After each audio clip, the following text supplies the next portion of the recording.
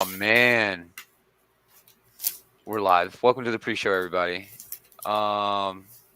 This is the part of the show where we talk about what we're going to do on the show, and it's easy this week because I haven't done shit all week. So that'll be the best top 3 ever. I read half of one book, and it was a big money grab, and I was kind of pissed off about it.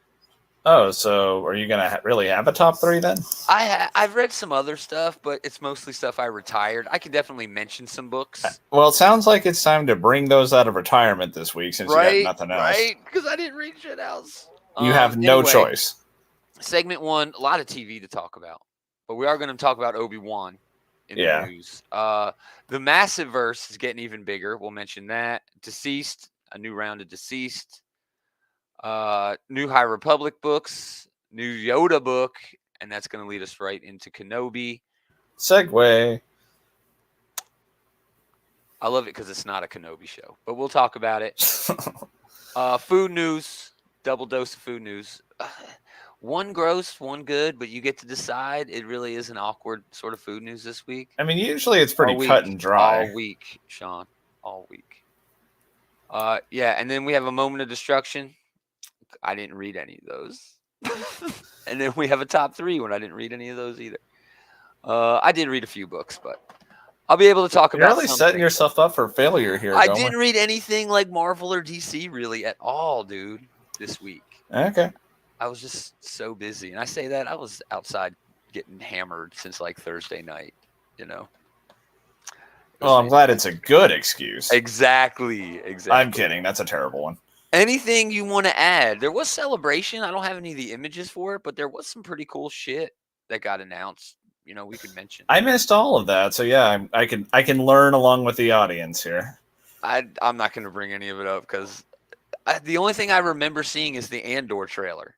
You didn't see the Andor trailer? I haven't watched the Andor trailer yet. I saw that they released the Andor trailer. I did also see that they're doing like Tales of the Jedi. Animated. Liam Neeson coming back for Qui-Gon. Yeah. Well, we'll talk about this with Obi-Wan, but I'm sure that won't be the first time he's back as Qui-Gon. Let's get into it. Let's do the show. Oh my gosh. We'll just do this one. Oh, it was a hell of a week, and then the weekend hit hard. It's still going too. I love a long weekend. Gentlemen, you can't fight in here. This is the war room. That is a classic. Classic. It gets no better. Oh, man. It was kind of a light week for comic book news, too, man. It was just... I mean, yeah, pretty thin week, but yeah, good stuff.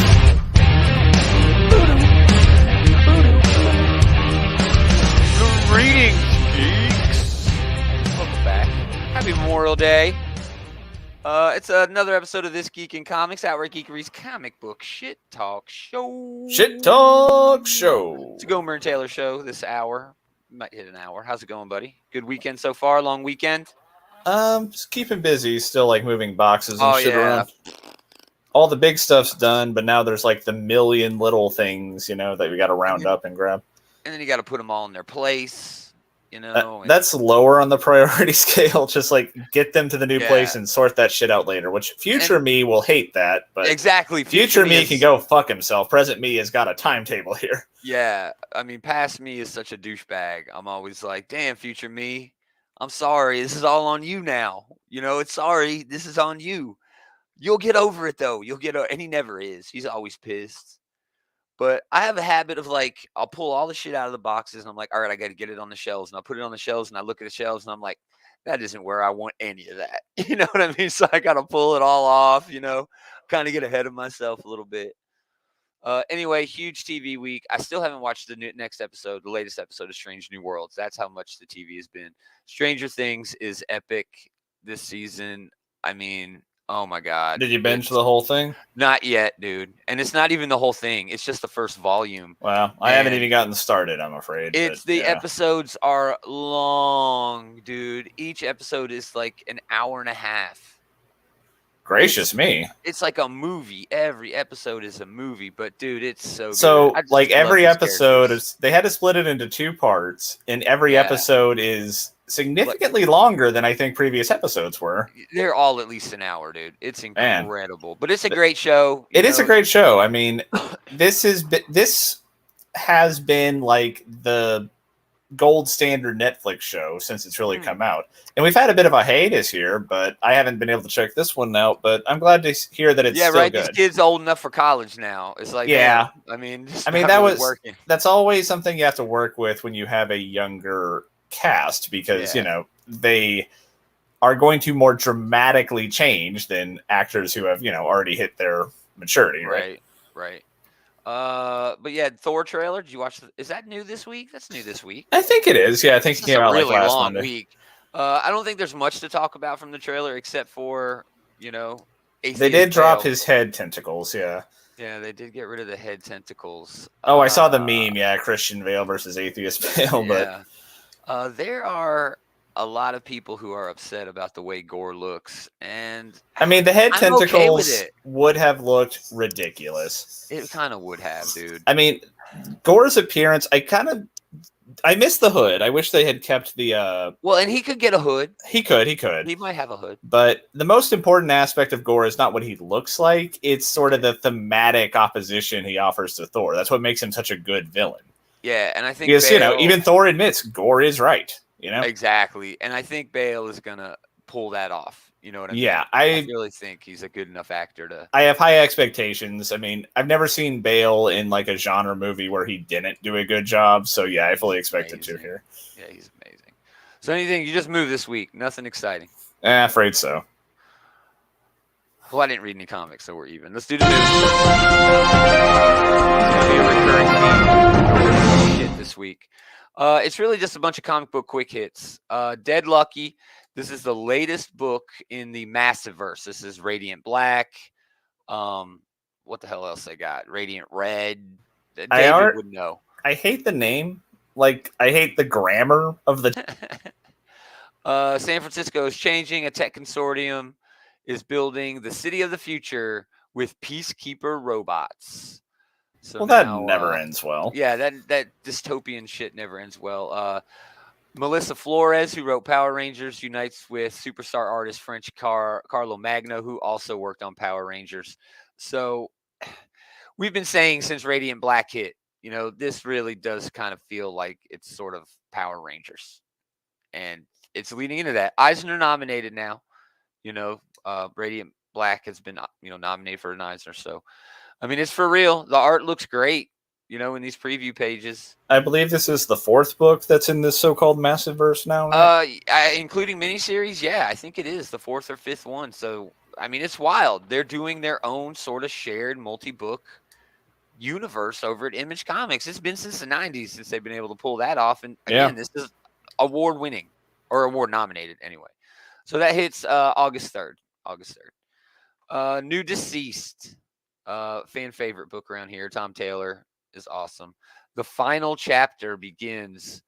I mean, do you keep up with this? You keep up with Deceased? You know, I have never read Deceased. I mean, I hear good things about it. You know, I love Tom Taylor, but this is just something I've missed the boat on, I'm afraid. Oh, yeah, and shit has gone. I mean, it's gone from, okay, there's a zombie apocalypse to, okay, 50 years later, here's the survivors. You know, it's been well, I mean, that's the type of thing we're always praising Tom Taylor for, right? He takes a throwaway idea and makes it much more than what it should be, you know?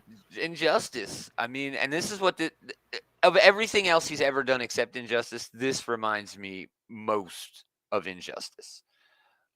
Just because he's sort of been able to do whatever the hell he wants. And when he has that sort of freedom, he's one of the best writers on the planet. You know, when he's got that sort of freedom. Oh, Zombie Highfather looking kind of gnarly. Right, yeah. Right.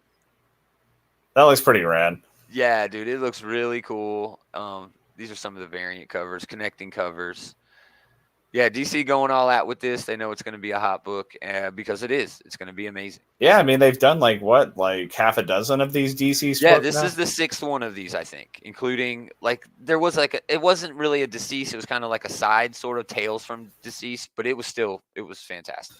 They've gotten as much mileage out of this, I think, as Marvel did out of Marvel Zombies. Although I would say this is probably better of the two. I don't know I don't know how many volumes of Marvel Zombies they ended up doing, but It lost steam after Volume 1. It never got better after that Volume 1. that is like a throwaway idea that sold well, and so they just milked it for all it's worth. Whereas Tom Taylor took a throwaway idea, and it's like, oh, this is actually pretty compelling.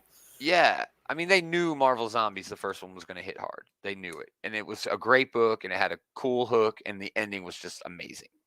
And then, yeah, they milked it. Tom Taylor sort of sculpted this from the beginning for it to, yeah, we can end it, but it's also open-ended, and I can keep going if you want, you know.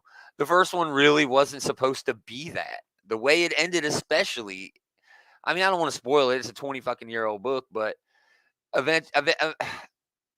the end of it, ultimately, a bunch of zombies eat Galactus and then become the new Galactus. And it's amazing because Galactus and a zombie apocalypse is kind of like they have these weird similarities to them. That was a pretty cool way for it to end, but it does feel kind of final, but then it wasn't. Final. You know? Exactly, dude. Exactly. And they went back to that well way too many times. So Deceased, War of the Undead Gods. Undead Dark Side is enough just to, you know, get me over. But Tuesday, August 9th, y'all. August 9th. More Star Wars. Now it's nothing but Star Wars for the rest of the show, y'all. High Republic is back with Phase 2. They're relaunching the High Republic #1. Cavan Scott and Ario Anindito reunite after their successful run of Volume 1. This is the hook here. 150 years before Phase 1. Okay. So they're going even further back into the High Republic lasted a long ass time then. Oh, for sure. I mean, it's a huge deal. I mean, if you've been reading it, you know, like how big of a huge deal the High Republic is in the overall scope of the Star Wars timeline, at least. This is where the next shows are going to be coming from. They're doing, and they got animated plans for this. You know, they have plans for the High Republic moving forward. But yeah, it's just a comic series. They're going to do the same thing they've done with the other ones. It's going to hang out on Jeddah, which is nice, you know, from Rogue One. That does sound fun. Yeah. And then they're doing High Republic Light of the Jedi. Or what, is this the Light of the Jedi? The Blade, it says. Well, maybe they're doing 2 books. Okay. Star Wars High Republic, The Blade. This is going to be Charles Soule and Marco Castiello. It's just going to focus on... That's a hell of a creative team for it. Oh, dude. I love that dude. I love Charles Soule. So, a Jedi turned cook. That's what this is going to be about. 4-issue limited series, mysterious backstory of Porter Engel. I know that it's probably going to be better than this, but I'm getting vibes from that shitty Steven Seagal movie where he was like, I'm just... Oh, that's actually... I love that movie so much. I mean, it's dumb fun, but... It's dumb, stupid fun. Yeah. Yeah, I love it. So, yeah, that is the one bit of Star Wars comic news. The other one, and why has it taken them so long? 10-issue series, Star Wars Yoda is going to... This does seem like low-hanging fruit, It yeah. does. And the reason I say that is he's the only character who hangs out in the High Republic. So he's a real easy guide to sort of transition to the way things changed between what we know from the Skywalker saga and that era and also the High Republic era. You know, we can get a really cool sense of what's going on. Yeah, I mean, he's a gateway character for a lot of people, you know? Like, he's the one character that people are likely familiar with who is still around, you know, back then. Yep. Let's see. The series will start set in self-imposed exile on Dagobah, Cavan Scott, and Nico Leone. And then there's going to be another story from Jody Hauser and Mark Guggenheim with artists Luke Ross and Alessandro Miracola, set before the prequel series near the end of the Clone Wars. So that's really cool. This is announced at Celebration as well. This feels like it's going to be more of like an anthology sort of thing, telling one-shot stories. Hopefully there's a commonality, like a common theme going through all of them. I'd really like to see that, you know, that connected. I'd be willing to bet that it's like Yoda, like telling stories to like Padawans or some shit. Right. Yeah, that would actually be cool. I'd be all right. No, that'd be fine. I mean, I didn't mean that to sound derisive. That'd be a good way to do it. Yeah. First cover here, there are going to be a lot of covers for this. I would think upwards of a dozen different covers for this. I want to be at all surprised. I mean, this is a way for them to print some money, you know? Yeah. But this Phil Noto first issue cover I think this is going to be the main cover for it. It's beautiful. Oh, I love it so much. Phil Noto can do no wrong. But now segue into what we all came to talk about. We only got 2 left in the chat, so whatever. Kenobi. You got a package for this one yet? I've got some images for this. No, I mean, like, do you have like no, a little... I don't have anything like that. No. All right. They'll hit me with the John Williams. If I steal John Williams, they'll hit me for sure. Oh, well, that's true. Yeah, and that dude likes his money. I can't blame him. He's awesome. Fantastic 2-episode premiere. I always have a good time when I get to visit, the Star Wars universe. It surprised me a bit. Yeah, I was expecting, old man Kenobi, which is basically what this is. It's old man Logan, but with Obi-Wan Kenobi. It just is, I was expecting Inquisitors. I was expecting the Inquisitors to be assholes to each other. I was expecting all of that. What I was not expecting was little precocious Princess Leia. You summed up exactly what I was thinking. Awesome. Yeah. Leia was probably my favorite part of these first 2 episodes. You summed it up really well there. We're like, this was a mixture of things I was completely expecting, but also elements I was not. I was expecting, Obi-Wan kind of like, mired in self-pity, Yeah. Like, a little bit of himself dying every time he doesn't step in to do something. But I was not expecting them to tie in Leia at all. And she was a good way to handle it. This is a good way to, like, I feel like it would have been a little too predictable for it to be something with Luke, especially because, like, Luke seems to, like, barely know Obi-Wan. Yeah. But I think it's the good way to go, right? To have him get called back into action with Leia instead. Yeah. And again, I just wasn't expecting it. But Princess Leia, General Leia, throughout the entire Skywalker saga, she's the most badass motherfucking character. And she has cool moments in here too. Like, I love the whole thing where she like fucking dunked all over her cousin there. Yeah, dude. She fucking tore him apart. Yeah. But her cousin wasn't wrong. I mean, and that's part of her appeal. She is an outsider. She does realize that she's not really an Organa, that she is. Yeah, but it was also a really good way to kind of get to the core of what makes Leia such a good character is, like, she sees right through him, Yeah, yeah. Some people were whining about, this is like a princess. She doesn't have any bodyguards and shit. And I think it kind of shows her getting over on some of her bodyguards. And, maybe it is in a little simplistic way, but I also think that shows Alderaan almost in a way, how it's simplistic. Alderaan is like this saccharine place, and it jives, right? That they would never expect something like this to happen in their own backyard. Exactly, dude. Although one thing that I will say though, she seems younger than 10. She does look a little bit younger than 10, but her attitude, she might as well be 19. Fair enough, yeah. And they're really pulling that off well. I think it's in their best interest to go for the youngest capable actress they can if they're going to try to spin this off into sooner rather than later. They made a great casting here. This kid is doing a great job. Yeah, for sure. One problem I have with it is obviously the same problem I have with most Star Wars things. Continuity always gets fucked up, and it's weird that in episode 4, in A New Hope, in Star Wars, she says, Obi-Wan, you hung out with my dad during the Clone Wars, and not, hey, Obi-Wan, you went and rescued me that one time when I was 10 when Flea got all handsy, That was Flea. That was fun. Oh, dude, it was odd because he had pants on. I'm not used to seeing Flea with pants on. Yeah. I mean, just like 10 times the amount of clothing he normally has on. He was wearing a jacket? What? Yeah. Usually if he's got a jacket on, that's all he's wearing. But I love the Inquisitors. I love this guy. He just seems like this stoic. Well, too bad. And he might be back. I don't know, man. He got run through with a lightsaber. That's usually pretty final. Yeah, he did get run through pretty hard. But yeah, the Inquisitors are a good batch of villains, and it is kind of cool to see sort of the power dynamics between them, Yes. I mean, these guys wouldn't be Inquisitors in the first place if they weren't opportunistic, power-hungry types, Yeah, and I mean, they'd be dead Jedi if they weren't, Exactly. Basically, the dynamic that they have is what I would expect from, like, the normal relationship between a Sith master and their apprentice. Yeah. Not this, Sidious and Anakin thing. Not that. That was a little different. That was Sidious having to play it a little bit higher. These motherfuckers are out. They know they're Sith. They know the Sith are in control. They know what's going down. This is what feels like when we saw Anakin and Obi-Wan hanging out in the prequels.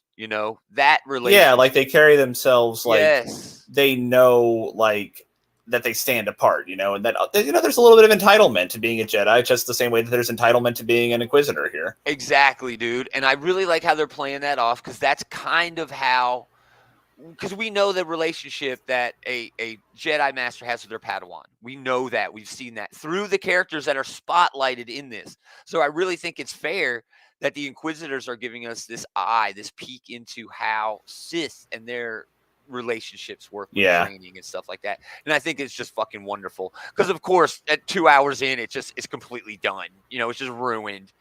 Yeah, but like I also really appreciate. Oh, that's right. That dude is in Rebels. You're right, Shane. Thank you. That dude is in Rebels, so he got it. Oh well, I guess he's going to be okay then. Yeah, but I'm so happy too. I like that guy. Yeah, that whole interrogation scene was also a good opportunity for Owen to be an actual character here, Right? Not just a burn pile and an asshole, Red Foreman of the Star Wars universe, just dumb, hasn't painted his fucking roof in 50 years, I want to see more of him. Yeah, I've really liked what I've seen of him so far. And yeah, I appreciate them like having the opportunity now to kind of develop people who have never gotten a chance to. Yeah, for sure, man. And there's so many more opportunities for that as we go even further into it. What is it, only 8 episodes? Is it even 8? Is it 6? I think it's just 6, yeah.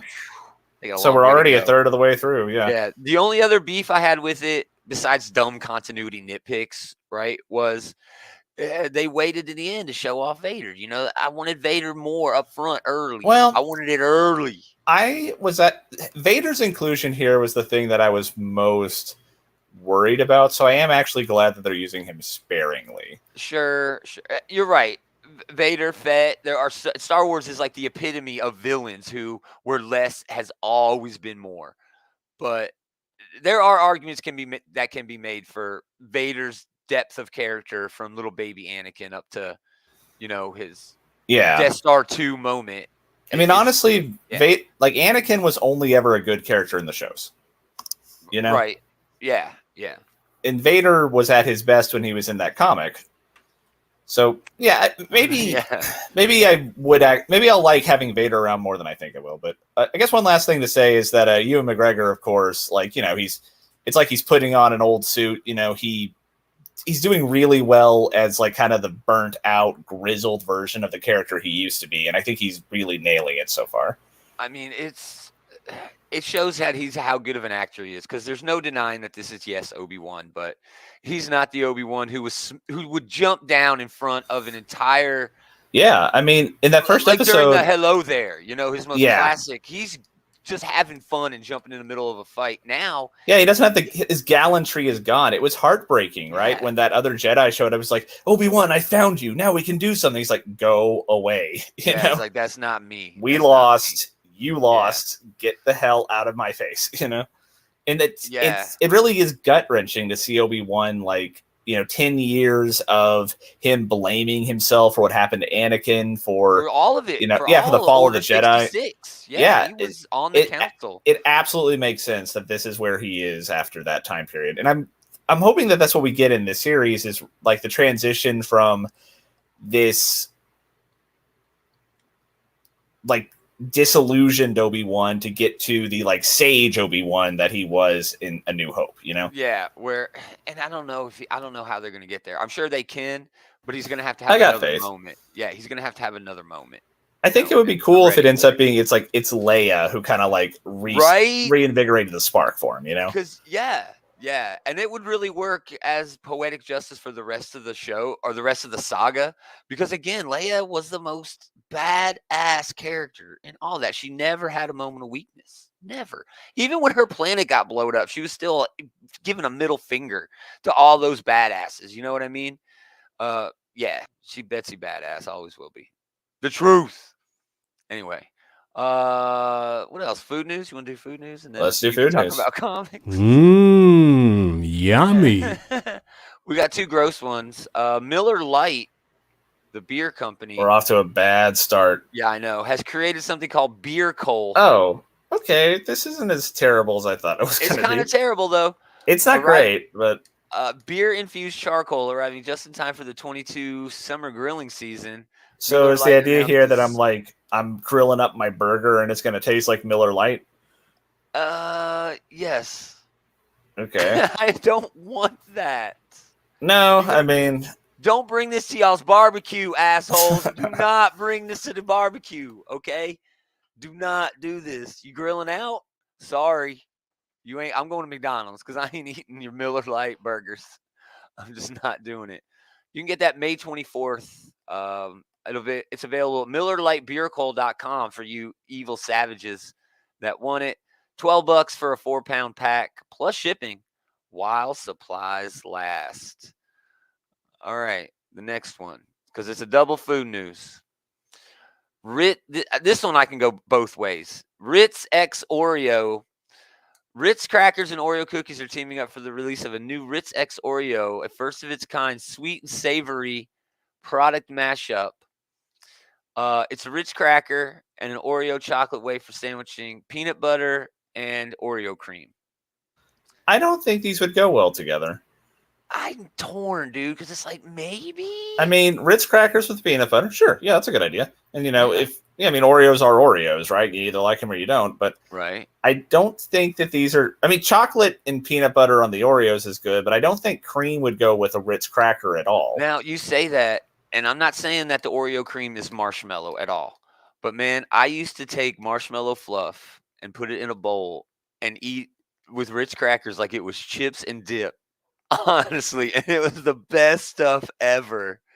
So, I can't and I'm not picture saying that, that but it's good. But I'm not Yeah. saying that like the Oreo cream is marshmallow cream. So I am. I mean, Oreo cream is like officially stuff with one F, you know?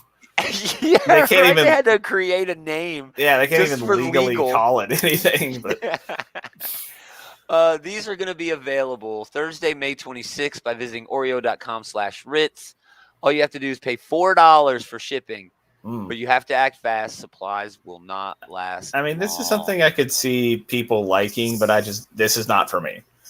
Yeah, I hope they go like worldwide because I would really like to just try them. You know, fuck your limited edition bullshit. I mean, everything in this is something that you probably can whip together. Oh, dude, for sure. You could make, they sell these where you can just make your own. It's if kind of you like really with that wanted McDonald's thing we were talking about a little Yeah, while you ago. had to Like, make it. You Yeah. had to make your own with that. They weren't even going to do it. They were just going to give you the parts. So, yeah, maybe I'll go buy some Oreos. No, I want it in this special box. Damn it. I want it in the special box. it is collectible looking. All right, let's do what might be a top 3. More like a top 1.5. I don't even need my notes. All right, everybody. So are you really leaving me high and dry for this one? I am. I feel so bad, dude. I had a That's great fine. week. I had a great week, meaning that I was busy as hell all week. And then like Thursday night hit and I just started drinking and have not stopped. So I did not read many books this week. Okay. I did read Department of Truth number 18, one of the best books on shelves. I also read Ice Cream Man number 30. Boop, mind blower, like it is most issues. I would say just talk about those. I'm pretty sure those are both on your retirement list, but They are both on my retirement list. Department of Truth is like at the end of the Cold War, and the Russians and the Americans both had these spec op groups that were into tulpas, where basically they just created an idea, and that idea being presented and believed by a lot of people made it a reality. So when the Soviet Union fell in the 90s, they had like this meeting where, okay, you won, but now what? You don't have an enemy now, you know, and it's all this deep psychological shit they're doing. So it was really cool. A lot of cool character work. Martin Simmons on the art is always, spectacular. And then, that's really all I read. Ice Cream Man number 30. It's hard to even explain how Ice Cream Man works. I mean, Ice Cream Man is genuinely hard to talk about because it is. It's so good. It's an anthology book where there's just these real cerebral sort of stories. I don't want to say they're sci-fi. I don't want to say they're horror, but it's I mean, kind it of is a kind of mix. like Tales from the Crypt, where Yeah. like kind of like the Ice Cream Man in the role of the Crypt Keeper. Well, I would say not really the Crypt Keeper because he's not really like the host or whatever, but he's just But like he's always there. he's the Doing common something. thread. Yeah. It's a really wonderful book. I can't rave about it enough. Stillwater was good. I read all my Image books, but most of my Image books are retired because I would pick them every week if I had my chance.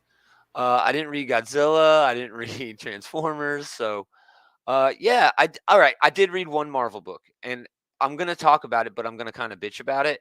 Devil's Reign Omega #1 was a cash grab. Okay, it was a preview to a bunch of books that I'm probably not going to get anyway, and it didn't really leave us anywhere that we weren't already at when Devil's Reign ended. Okay, Yeah, it was pimping out the new Daredevil relaunch. It's pimping out Thunderbolts, and the last bit with just Luke Cage. I guess I don't think that was leading into any specific book, I but would love for a Luke Cage as the mayor book. I would have loved that, especially now yeah, they I mean got a it was little pretty purple cool. boy living at his house. That's Yeah, awesome. But they're not doing that. They're not going to do that book, as far as I know.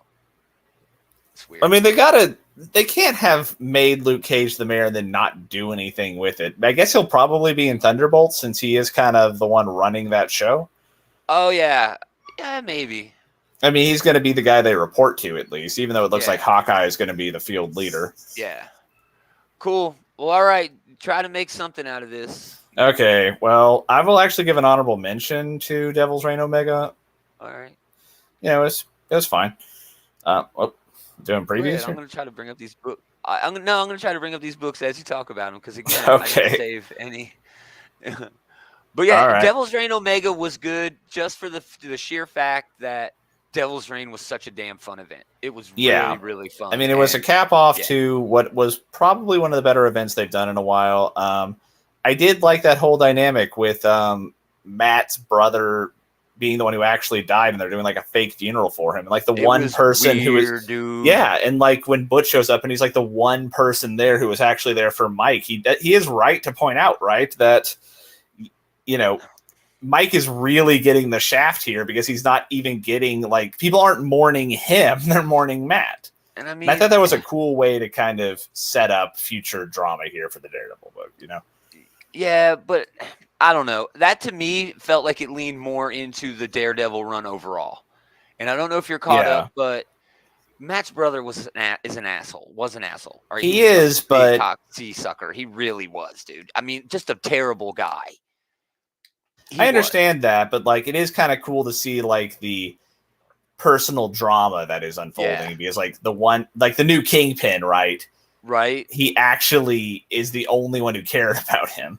Yeah. And so maybe he was really an asshole, but that does seem to set up a good future conflict there. And he got something. What was that? Black Stone? Was that like the? Oh yeah, that was like a Nornstone, I think. Yeah, Nornstone. Yeah, so he'd be back. He coming back. Looks like it. Yeah, I mean, Yeah.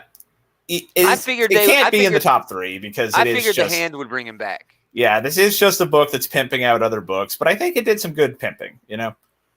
No, you're not wrong.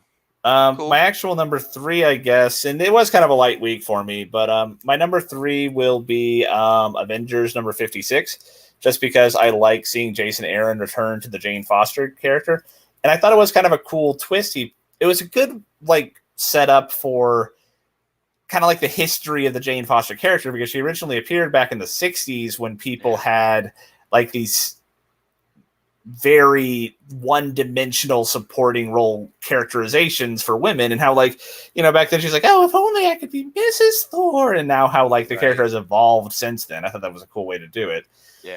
It's also I think an interesting twist he added in where like she thinks she got over on the Mephistos, but now she's wondering maybe it's a deeper game than that because now they've got me wanting that hammer back again. Oh, cool. Man, that's great art there. That is fun. Yeah. The architecture there, that is cool. So yeah, it was just a fun book. Nice. I guess we're going on to my number 2 now, right? Yeah, keep going, bro. It's all you. This is going to be a short episode. Okay, so my number 2 this week is Godzilla versus Mighty Morphin Power Rangers number 3. This continues just to be stupid fun. Big dumb in this fun. one, yeah, we got the Megazord fighting off against some Power Rangers villains, Eye Guy, and not that. Wow, that is not the right preview. Nope, that's weird. Godzilla, but it's the MLP preview. Well, Cool, keep whatever. going. But, Go ahead. but anyway, yeah, we got Gigan, Eye Guy, and Rhino Blaster, which that's a fun sentence to say. I'm all trying to dogpile on the Megazord. But then we finally get this big, and it's a shame we can't get the preview up because there's this awesome 2-page spread of the Megazord and Godzilla having their like team up moment where they're just like blasting the bad guys together, and it's really cool. Awesome. I mean, this is the epitome of a stupid idea that is so much fun, and it's a blast to read. That's cool. That's cool. I mean, it's exactly what you think it is. It's just got they're going through like the beats that you expect them to go through, but I'd be mad if they weren't. You know, it's weird too because sometimes a writer will want to get in there and put an ego in there and try to overdo it, try to make it something that it shouldn't be. Yeah. I mean, so I don't want Colin Bunn. Yeah, I don't want to like imply that Colin Bunn is not doing, good writing here because like this is one of those ones. Yeah, this is one of those ones where like they don't have to go through a lot of effort to make this coherent, but they are doing a good job at it. I appreciate the thought that went into making this a smooth transition to the cool shit you want to see, Yeah. Nice. So yeah. Nice. Yeah. Just good, dumb, stupid fun. And my number 1 this week is going to be Punisher, number 3. Oh man, this is the book I was looking forward to most this week too. Yeah. Go ahead. I mean, this is a character that Jason Aaron just intrinsically gets, What we see on the cover here, and the crux of this issue, was the recount of the first time the Punisher ever killed someone, when Frank was like 10 years old. Oh, awesome. I think I like this so much because it really gets to the fact that, yeah, the Punisher is this huge badass. Yeah, the Punisher is, this fucking murder machine, but he's also a fucked up individual. Right. Like we get that glimpse into him, right? That like even when he was a little kid, he was like this not sadistic, but he was this like person who was barely holding in his violent impulses. Yeah. He sees a guy basically beat a couple of people to death. He was like some like wise guy, right? He went around thinking he was untouchable, and Punisher doused him with diesel fuel and set him on fire. What? So it is a gnarly way for a little kid to do a premeditated murder. Whoa.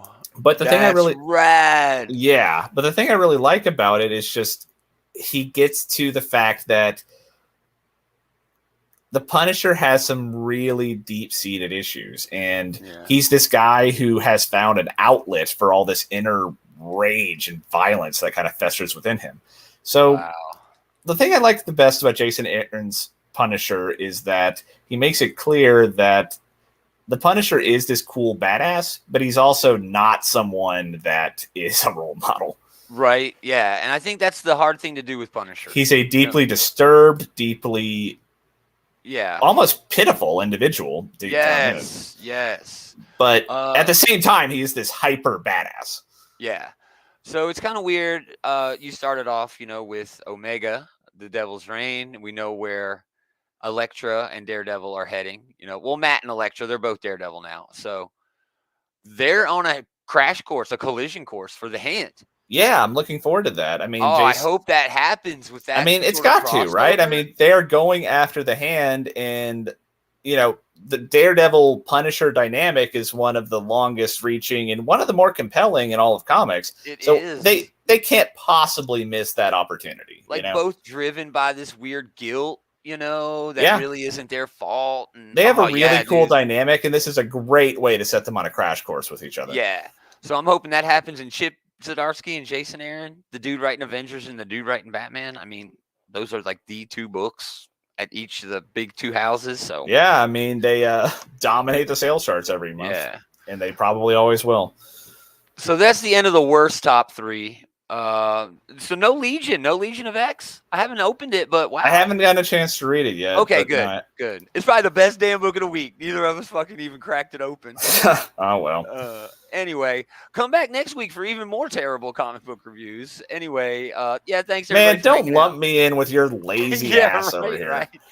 Thanks for hanging out, everybody. Really appreciate it. Come back later on tonight. I think the Bullies are going to have an episode. I love that show. Leroy and Eli just talking pop culture. I'm sure they're going to be all over all kinds of stuff tonight. What else is going on? We got a show tomorrow. Dave will be here. We do. That'll Preview be show. nice. We're going to talk about all the new books coming out later this week. It's going to be great. I'm going to have the day off. I'm going to be so chill and relax and just ready to talk about books. We got all kinds of stuff going on throughout the week. Let me see if I can bring this up. Oh, no, not that one. How about this one? OutrightGeekery.com. Go there. There's a bunch of links to all kinds of stuff that we've got going on, including social media, merch, Patreon, all kinds of crazy fun stuff that's really worth following. Anyway, again, thanks everybody for hanging out. But most of all, thanks to this guy for hanging out with this guy. I appreciate it, man. No problem. We are going to do it again next time. Same geek time, same geek channel.